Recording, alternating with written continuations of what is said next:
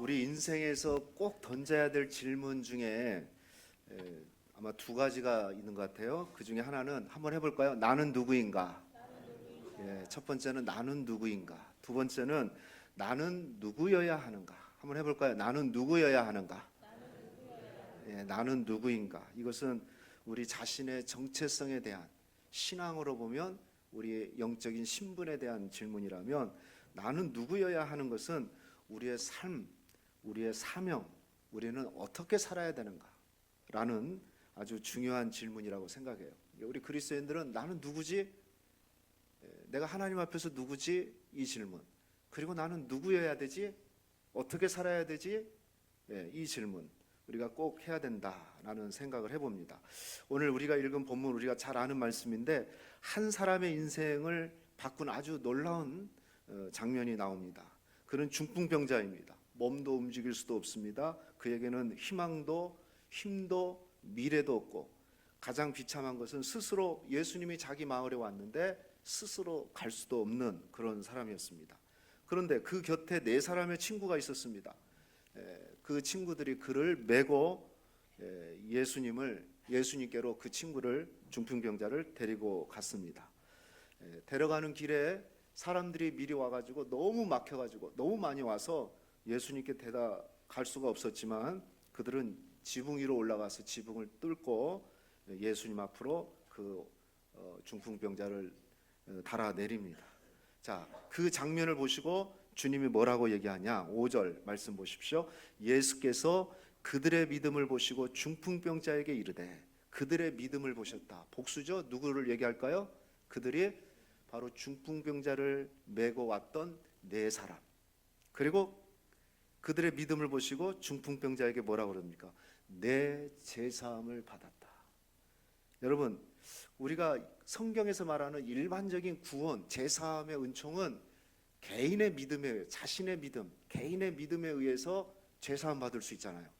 그런데 오늘 여기 말씀해 보면 그 중풍병자를 죄사함을 선포할 때 그 중풍병자의 믿음을 보시고 선포한 게 아니고, 그 중풍병자를 메고 온 네 사람의 믿음을 보시고, 그들의 행동을 믿음으로 보시고 주님이 구원받았다고 선포하고 있는 겁니다.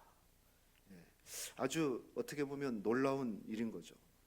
그리고 그 후에 이런 중풍병자는 몸도 치유받는 역사가 일어납니다.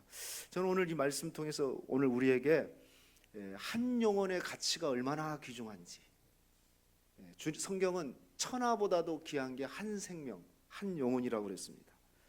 우리가 종종 물어요. 당신의 비전은 뭡니까? 라고 물으면, 나는 열방을 구원하는 것입니다. 나는 민족 복음화를 위해서 쓰임 받는 겁니다. 세계 열방을 구원하는 겁니다. 막 거창하게 얘기합니다.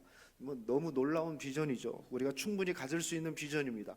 그런데 그 모든 비전도 중요하지만, 그런 원대한 비전도 중요하지만, 그 모든 시작은 한 영혼을 구원하는 데부터 시작되는 거예요. 한 영혼에서부터 시작이 돼야 돼요.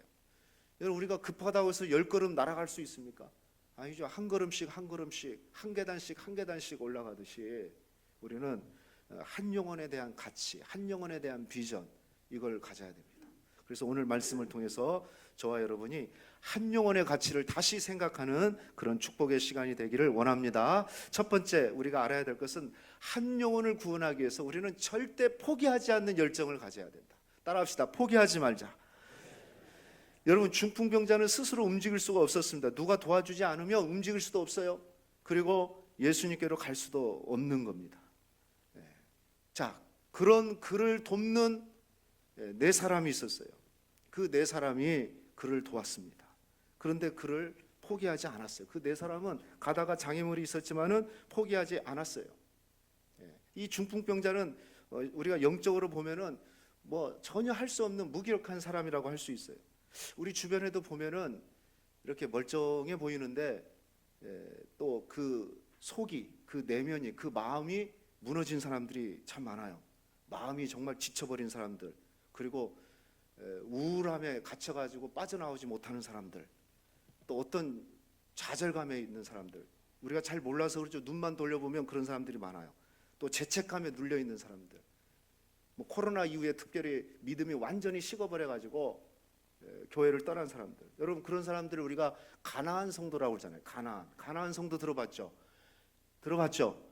이건 거꾸로 얘기해요. 가나안 성도가 뭐냐면 안 나가는 성도, 이걸 거꾸로 해서 안 나가는 성도, 안 나가 성도를 거꾸로 가나안 성도라고 그래요. 교회 안 나간다. 자기는 크리스찬인데 나는 예수 믿는다고는 하지만 교회는 안 간대요. 교회는 안 다녀요. 그래서 자기 취향대로 그냥 사는 거예요. 그런데 여러분 그 교회를 안 나가는 가나안 성도가 우리나라에 최소 200만 명, 많게는 240만 명까지 보고 있어요. 그러니까 엄청난 거잖아요. 교회를 안 나가고 자기는 그리스도인, 뭐 이게 정상적인 모습이 사실은 아닌 거죠. 뭐 최근에는 여러분 이런 병을 들어봤는지 모르겠어요. 히키코모리라는, 이건 일본의 신조어인데요. 히키는 물러나다, 뒤로 물러선 이런 뜻이 있고, 코모리는 틀어박히다, 운둔하다는 일본어입니다. 일본어. 이게 무슨 얘기냐면 오랜 기간 동안 최소한 6개월 이상 집안에 틀에 박혀가지고 사회적인 접촉을 하지 않는 사람들. 뭐 의학적으로는 해피성 성격 장애라고들 하고 있는데 우리나라에서는 방콕 쪽이라고 그러죠. 방콕 쪽. 방콕 쪽. 운둔형 애토리. 라고 얘기를 해요. 그런데 이런 운둔형 애토리가 서울시에만 2030 그러니까 청년 세대에 12만 명, 약 13만 명 정도. 서울시만. 전국적으로는 61만 명 정도 2030 청년들이 운둔형, 집에 안 나와요. 접촉을 안 해요. 우리 주변에도 제가 아는 지인들도 아주 가깝게 지내는, 심지어 목사님 자녀인데도 그런 친구, 장로님 자녀인데도 그런 친구 있어요. 전국적으로 61만 명이에요. 그래서 요즘에 여러분 그런 일들 뉴스로 봤는지 모르겠습니다. 청소업체에서 집안 청소를 해달라고 그러는데 가보니까 문을 딱 열자마자 집안 전체가 쓰레기로 덮여 있어요. 근데 그게 이제 한 사람 사는 청년들이 거기 사는데 배달 음식 시켜 먹고 자기가 시켜 먹은 그 음식 그 포장이나 이런 것들을 버리지 않고 계속 던져 놓는 거야. 그래가지고 그게 집안 전체에 쌓여 있는 거예요. 여러분 나중에 유튜브 쳐보세요. 쓰레기 더미 속에 있는 청년들. 그래서 청소업체에 요즘 그 의뢰 오는 그런 집안 청소에 대한 의뢰, 특수한 청소하는데 70% 이상이 이런 청년들 집안의 쓰레기 더미를 그냥 무슨 일부 있는 방 청소 안 하는 정도가 아니라 현관문 열자마자 쓰레기 더미가 산더미처럼 쌓여 있는 거예요. 시켜 먹고. 그리고 옷 잘 입고 또 나갔다가 들어와서 거기서 그냥 쓰레기 더미에서 사는 거예요. 이런 친구들이 굉장히 많다는 거죠. 그러니까 어떻게 보면 뭐 중풍병자는 아니지만 영적으로 보면 지금 그런 사람들이에요. 지금 오늘 말씀의 중풍병자도 어떻게 보면 아무 희망이 없는 사람 아닙니까? 그런데 그들에게 4명의 친구가 있었어요. 저는 4명이 한 마음으로 했다고 생각하진 않아요. 누군가가 동네에 예수님 온다고 하니까 내가 가서 어떻게 도와줄까 했는데 도저히 혼자는 들 수가 없는 거예요. 뭐 어린애도 아닐 거고. 제가 지난주에 우리 양문자 집사님 그 신방을 갔는데, 양문자 집사님 아시죠? 양문자 집사님 지금 누워 계십니다. 이제 이렇게 반절 정도가 이쪽에 이제 마비가 왔고 도저히 움직이지를 못해. 그리고 이제 그 기도하고 늘 좋아하셔요. 가면은 제가 이제 가가지고 묻잖아요. 뭐 제가 누군지 아세요? 그러면 신 목사님요. 그건 절대 안 잊어먹어요 보니까. 그래서 참 기분이 좋은데 이제 우리 집사람이 또 손을 딱 잡으니까 뜨끈뜨끈하네요. 그래요. 손이 따뜻하다 이 말이에요. 그래서 내가 두 사람 손을 잡으니까 우리 집사람 손이 좀 더 따뜻하더라고요. 그래서 이제 기도해주고 또 우리 내가 권사님들 누구 아세요 하니까 다 안 돼. 그렇게 하고 오고 이제 조 집사님하고 같이 식사를 하면서 집사님이 이제 자기 그 얘기들을 쭉 풀어내는 거야. 그래서 최근에 이제 우리 양 집사님이 좀 얼굴이 좋아지셨어요. 지난번에는 약 부작용 때문에 막 얼굴이 탱탱 막 턱이 붓고 막 몸이 막 또 움직이지도 못하니까. 근데 이제 그 조 집사님 말로는 많이 체중이 감량이 돼서 조금 나은데 조 집사님 하는 말씀이 그래요. 점심 때는 도우미가 와가지고 3시간 4시간씩 도와주니까 괜찮은데 저녁이 되면 그 양 집사님을 앉혀가지고 이제 이 음식을 잘 못 넘겨요. 죽만 넘길 수 있는 상태인데 그거 한 숟가락을 뜨기 위해서, 그러니까 저녁 한 끼를 먹기 위해서 최하 1시간 반에서 2시간을 해야 된다. 그러니까 이게 그 조 집사님도 75세예요. 그러니까 이게 체력이 딸리는 거야, 체력이. 그래서 딱 밥 먹고 나면은 이제 그때부터 마음이 좀 이제 놔지고, 그렇다는 거예요. 이게 얼마나 그게 힘들다는 걸 우리가 아마 혹시 이제 그런 병간호를 해보신 분들은 다 아실 겁니다. 그래도 어떻게 해요? 정신이 말짱하고 나를 알아보고 다 하는데 어떻게 뭐 시설로 보낼 수 있겠어요? 제가 할 수 있는 한 최선을 다해야죠. 보면은 아주 깨끗하게 참 잘하고 있는 것 같아요. 오늘 여기 말씀 보면 중풍병자도 그런 거예요. 혼자 누가 어떻게 들어요? 야, 우리 저 친구 우리 예수님 온다 그러는데 대다 주자. 2사람 했어요. 안 돼요. 또 해보니까 3사람, 4사람 해가지고 그를 데리고 간 거예요. 여기에는 이 4사람의 믿음이 필요했고 이 4사람이 포기하지 않는 그 마음이 필요한 거예요. 여러분, 누군가 한 사람이 나 못해 했으면은 아마 분위기 썰렁하지 않았겠어요? 그런데 그 한 영혼의 가치를 알고 있기 때문에 그 한 영혼을, 그 친구를 살려내기 위해서 4사람이 힘을 모은 거예요. 여러분, 교회는요 스스로 나올 수 있는 사람이 많지 않아요. 혼자 나 교회 갈게 하고 여러분 혹시 막 자신감 있게 혼자 오신 분 계세요? 그렇지 않아요. 누군가의 도움이 필요한 거예요. 그 도움 앞에는 포기하지 않는 그 믿음이 필요한 거죠. 쉥 하고 찬바람 안 가 했는데 그러면 그래 오지 마 하고 그러면 끝나버린 거잖아요. 그런데 이 4사람은 포기하지 않았어요. 왜? 그 한 영혼의 가치를 알기 때문에, 그 한 영혼을 살리기 위해서. 그래서 4사람이 힘을 모았다는 겁니다. 여러분, 한 사람 살려내기 위해서 여러분 힘 모으시기를 축복합니다. 한 영혼 살려내기 위해서 포기하지 않기를 바랍니다. 어떻게 포기할 수가 있습니까? 사랑하는 사람을 어떻게 포기할 수 있어요? 이 4명의 친구들이 그 한 영혼을 포기하지 않고 예수님께 데려갔을 때 그 영혼이 구원받게 되는 놀라운 역사가 일어나게 된 것입니다.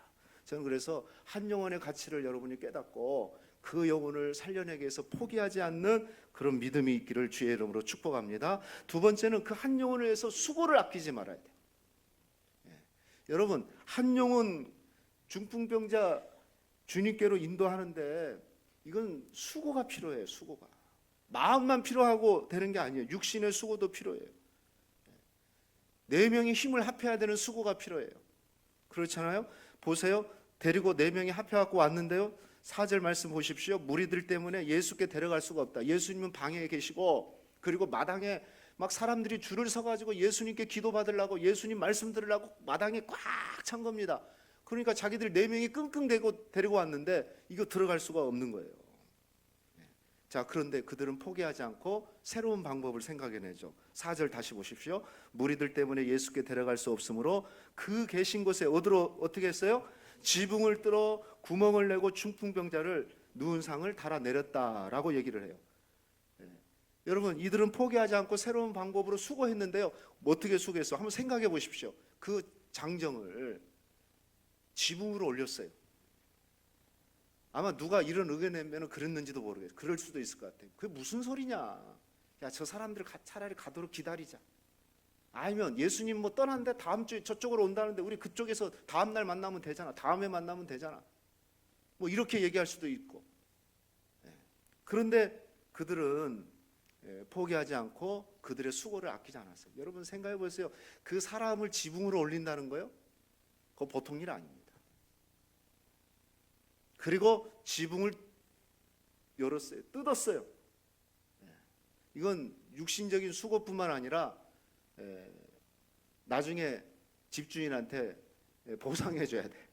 물질적인 것까지 다 생각하고 한 거예요.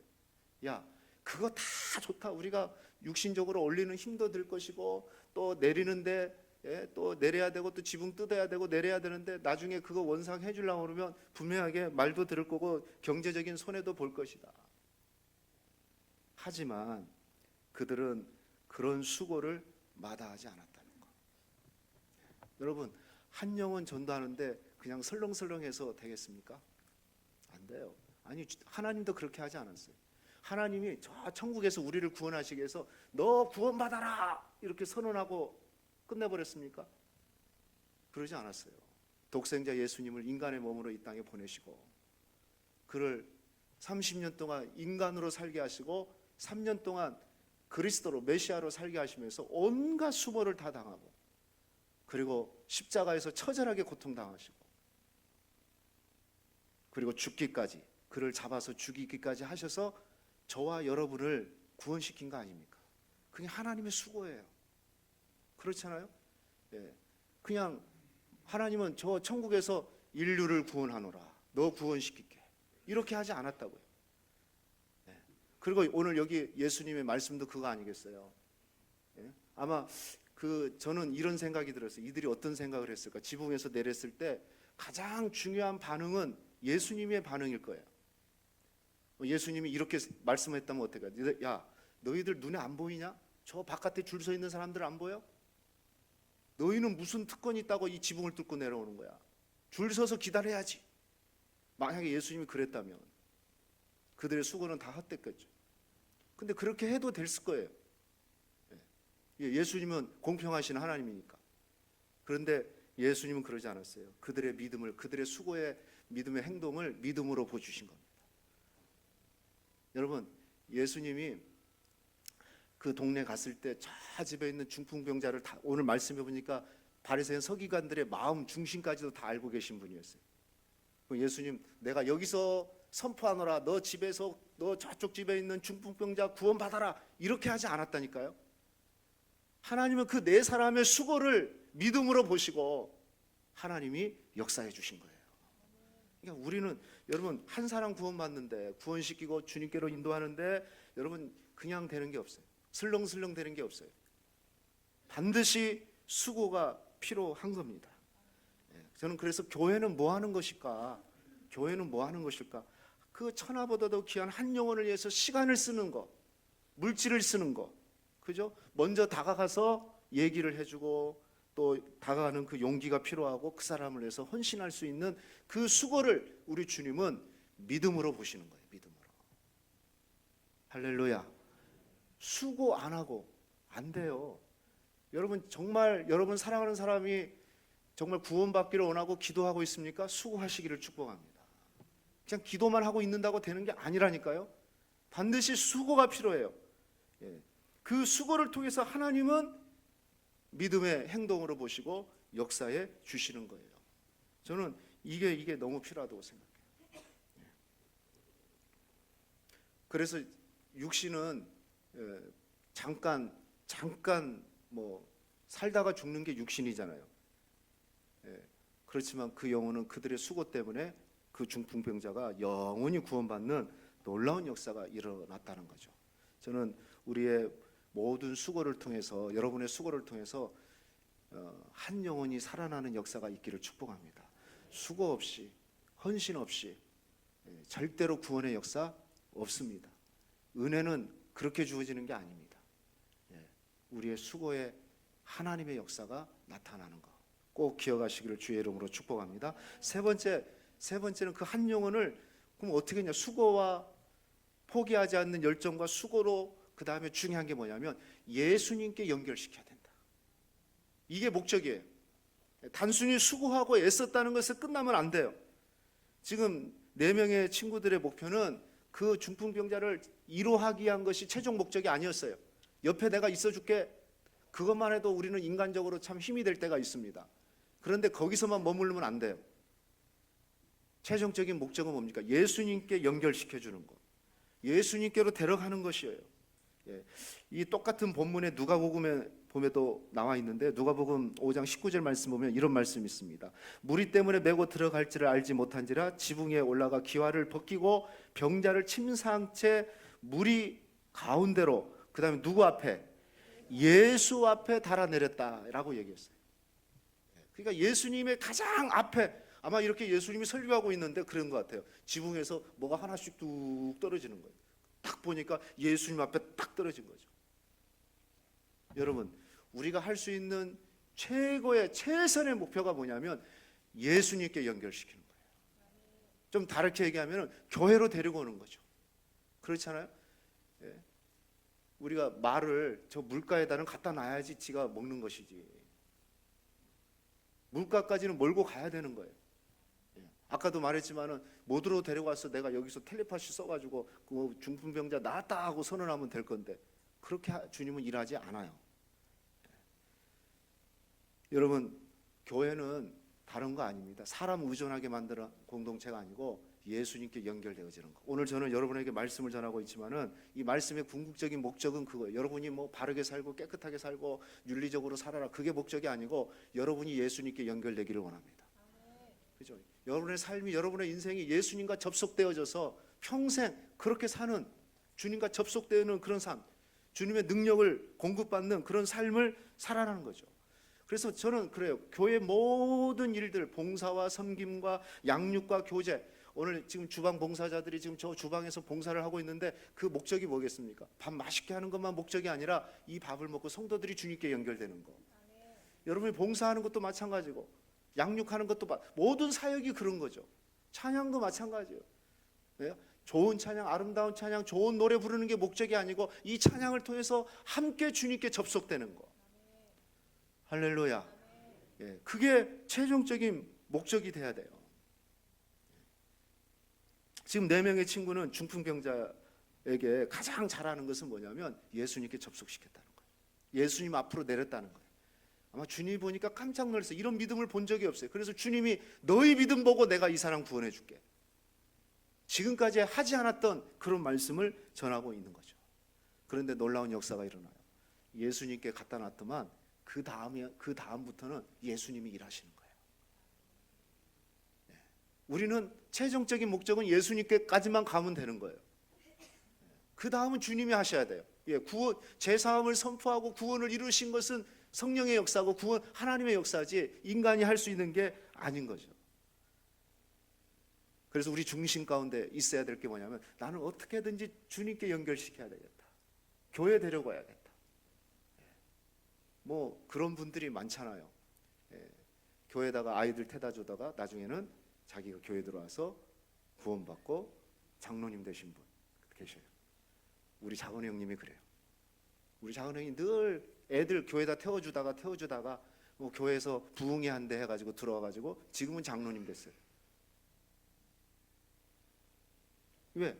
어쨌든 교회에 데리고 오면 주님께 접속이 되면 그 다음부터는 하나님이 일하시는 거죠. 그런데 하나님이 일하신 것이 좀 특별해요. 오늘 말씀 다시 5절 말씀 보십시오. 예수께서 그들의 믿음을 보시고 중풍병자에게 이르시되 그 다음에 뭐라고 그랬어요?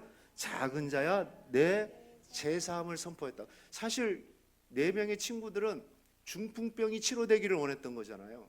그런데 주님은 뭐부터 선포를 해줍니까? 내 제사함을 받았느니라. 그러니까 영혼 구원이 먼저예요. 그렇죠. 우리는 항상 보면은 문제만 생각해요. 하나님 이 문제 좀 해결해 주십시오. 우리 자녀들 문제 해결해 주십시오. 물질 문제 해결해 주십시오. 그런데 주님은 뭘 원하시냐면 영적인 문제가 먼저 해결되길 원해요. 하나님과의 관계가 먼저 해결되기를 원하는 거죠. 이게 우선이에요. 여러분 뭐가 꽉 막혀 있습니까? 하나님과의 관계를 먼저 생각하시길 축복합니다. 그 보이는 문제만 보지 마시고.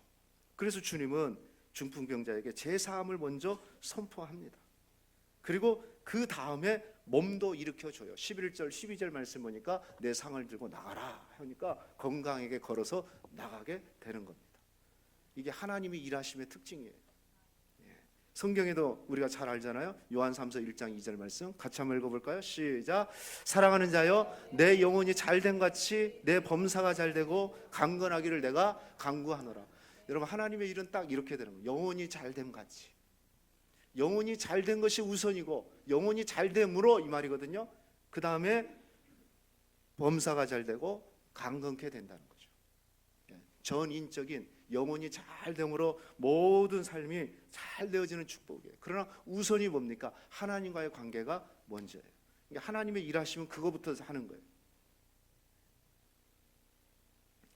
여러분 이 4명의 친구가 중풍병자를 주님께 데려다 놨을 때 주님이 일하심으로 그 영혼을 먼저 만져주시고 구원해 주시고 그리고 또 그의 육신도 치료해 주신 겁니다. 이 네 사람이 그 한 사람을 살리기 위해서 수고하는 열정을 멈추지 않았고, 그리고 여러 가지 장애물들이 있었지만은 그것을 뛰어넘는 그런 애씀이 있었고 수고가 있었던 겁니다. 결국에는 그들의 믿음을 칭찬받게 되고 그 중풍병자도 구원받을 뿐만 아니라 육신도 치료되는 놀라운 역사가 일어났습니다. 저와 여러분도 이런 역사가 있기를 축복합니다. 한 영혼을 그렇게 살려내야 돼요. 포기하지 마십시오. 말 한 번 안 듣는다고 생바람 먼저 보지 마십시오. 오히려 더 포기하지 않고 다가가시고, 그리고 수고하십시오. 드려야 될 것을 드리고 섬겨야 될 것을 섬기고, 그럴 때 마음이 열리고 주께로 돌아오는 거 아니겠어요? 한 가지 얘기하고 마칠게요. 제가 지난번 제가 찾아보니까 한 1년 전쯤에 이 얘기 이분 소개했던 것 같아요. 이 사진 한번 보면 아시죠? 누군지 아시겠어요? 주석종 교수, 죽으신 분입니다. 2023년 6월 16일에 돌아가셨는데 서울 아산병원 심장혈관 흉부외과 교수였어요. 그날 출근길 자전거 타고 출근하다가 덤프트럭에 치여서 죽으신 분입니다. 우리나라에서 대동맥 분야의 최경지에 이른 분이에요. 많은 환자를 살렸어요.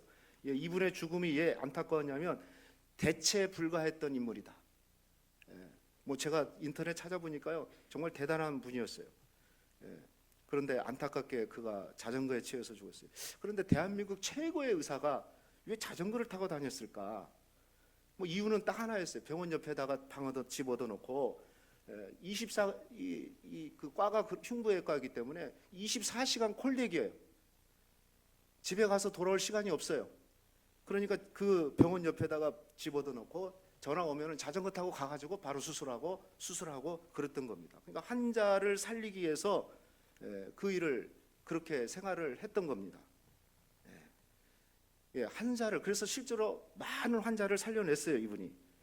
이후에 이분이 돌아가신 이후에 한 몇 개월 있다가 어느 방송국에서 다큐로 빅팀이라는 다큐가 뭐 60분짜리 2번인가요? 하여튼 그렇게 제작이 됐어요. 저 인터넷을 통해서 저는 봤는데요. 그 프로그램이 무슨 얘기냐면 심장혈관 흉부외과에 대한 그 수술, 그리고 그 의사들이 수고하고 그들의 마음들을 이렇게 다큐로 제작한 겁니다. 근데 여러분, 흉부외과의 이 수술팀이 한 사람이 들어오면 수술하기 위해서 몇 사람의 전문 의료팀이 붙냐면은 제가 보여드렸죠. 한번 사진 보면 저렇게 있는데 정확하게 11사람이 한 팀이 돼가지고 한 사람을 수술한답니다. 그러니까 저 한 팀이 11명이에요. 11명. 11명. 저기 있는 사람들이 11명이에요. 제가 그 프로그램 캡처를 한 겁니다. 한 사람 살려내기 위해서 11명이 팀이 돼가지고 사투를 벌이는 거예요. 그냥 하는 게 아니에요. 제가 참고로 말씀드리면 이제 우리나라 의료 기술이 굉장히 발전했잖아요. 그런데 대동맥 그 응급 수술을 할 수 있는 의사가 우리나라에 한 30명에 불과하고요. 그런데 제가 또 다시 작년 말고 올해 다시 또 조사를 해보니까 전문의가 12명밖에 없답니다. 그리고 뭐 다른데 의사들은 많이 가는데 이 흉부외과는 굉장히 힘들잖아요. 그래서 해년마다 20명 정도도 지원을 안 한대요. 뭐 의사들 많이 해도 여기 안 하는 거예요. 그래서 앞으로 2024년도의 기사를 제가 신문 기사를 보고 지금 전해드리는 건데 4년 후면은 우리나라에서 심장과 폐암 수술을 할 수 없을 거다. 왜? 의사가 없다. 은퇴는 다 해버리고 아주 심각한 이제 문제가 되는 거죠. 근데 그런 분이 이제 돌아가셨으니까, 그것도 불의의 사고로 돌아가셨으니까 얼마나 의료계가 참 안타깝고 그러겠어요. 근데 이 주석정 교수가 이런 말을 했어요. 의사가 포기하지 않으면 환자를 반드시 살 확률이 생긴다. 환자는 반드시 살 확률이 생긴다. 저는 의사의 정신이 이거라고 생각해요. 내가 포기하지 않으면 환자가 살 확률이 반드시 있다는 거예요. 그러니까 그런 정신, 그런 사명감을 가지고 수술을 하니까 사람을 살려내는 거 아니에요. 여러분, 의사는 한 사람의 생명을 살리고 그리고 생명을 잠깐 연장하는 것이잖아요. 그러나 우리가 전도하고 복음은 뭡니까? 한 영혼을 영원히 살리고 영원한 지옥에서 건져내는 것이 이게 전도 아니겠습니까? 그래서 우리가 복음 전하는 것은 너무너무 귀중한 거예요. 제가 신문을 보는 중에 찾는 중에 그 주석정 교수 아들이 그 아버지의 유품을 정리하면서 이런 걸 기도문을 발견했는데 참 마음에 감동이 됐어요. 그의 아버지가 이 평소에 쓰는 만년필이 있는데 그걸로 항상 기도문을 짧게 기도문을 썼나 봐요. 그 기도문이 몇 개가 쫙 이렇게 발견됐는데 그 중에 하나가 이거였대요. 제가 환자의 치유를 위해 무엇을 할 수 있을까요? 아무것도 없습니다. 그것은 모두 하나님의 손에 달렸습니다. 네. 여러분, 우리가 영혼을 위해서 할 수 있는 게 뭐가 있습니까? 열심히 포기하지 않고 정말 수고하고 애쓰는 거 외에는 없어요. 그리고 마지막까지 할 수 있는 거라면은 주님께 연결시키는 거 외에는 없어요. 그리고 그 다음은 하나님이 하시는 거예요. 할렐루야. 그렇죠. 하나님이 하시는 거예요. 우리가 할 수 있는 일이 사실 많지 않아요. 우리는 한 영혼을 포기하지 않고 내가 할 수 있는 힘과 애씀을 통해서 그를 하나님께 접속시키는 거, 그거 외에는 사실 할 일이 없어요. 그 다음은 하나님만 할 수 있는 겁니다. 사랑하는 성도 여러분, 우리 주변에 영적인 중풍병자들이 누워있지 않습니까? 예배를 떠난 사람들, 지금 운둔형 외톨이가 돼가지고 쓰레기 더미에 갇혀있는 청년들, 서울 시내에만 12만 명, 13만 명이 되는, 아마 말 못하지만 여러분 가족 중에도 그런 친구 있을 수도 있어요. 믿음이 식어버려가지고, 코로나 때 믿음이 식어가지고 그냥 살 수 없는 거예요. 제가 지난주에 얘기했잖아요. 오랜만에 카톡에 어떤 우리 예전에 다녔던 분이 툭 튀길래 생일이라고 떴더라고요. 그래서 잘 계세요? 생일 축하드려요. 이렇게 하니까 언제 식사 한번 할래요? 그러니까 식사 시간 된다고 그러더라고요. 그런데 참고로 목사님 저는 백수입니다. 그러더라고요. 뭐 밥은 내가 살 테니까 오세요. 그랬는데 여러분, 우리가 할 수 있는 건 다른 거 없어요. 내가 받은 복은 그에게 얘기해 주는 것밖에 뭐 있습니까? 내게로 데리고 와라. 주님은 그래요. 내게로 데리고 와라. 그 다음은 내가 일할 테니까. 할렐루야. 여러분, 이번 주 한 사람 메고 오십시오. 메고 오란 말은 진짜 메고 오란 말이 아니라 연락하시라는 거죠. 선물 주라는 거죠. 짧은 문자와 1호의 편지를 한번 전해보라는 겁니다. 시간이 되면 차도 한 잔 마시고 커피도 한 잔 마시고 커피도 사드리고 한번 해보라는 거죠. 그 영혼에게 진심, 사랑이 전달됐으면 좋겠습니다. 그러면 그 영혼이 마음문 열지 않겠습니까? 그리고 주님을 영접하지 않겠습니까? 저는 우리 동명교회가 한 영혼을 귀하게 여겼으면 좋겠습니다. 주님은 천하보다도 귀하다고 그랬어요. 그 한 영혼을 위해서 시간도 쓰고 물질도 쓰고 수고를 아끼지 않고, 그리고 그 영혼을 예수님께 접속시켜서 구원시키는 그런 놀라운 역사가 있기를 주의 이름으로 축원하겠습니다.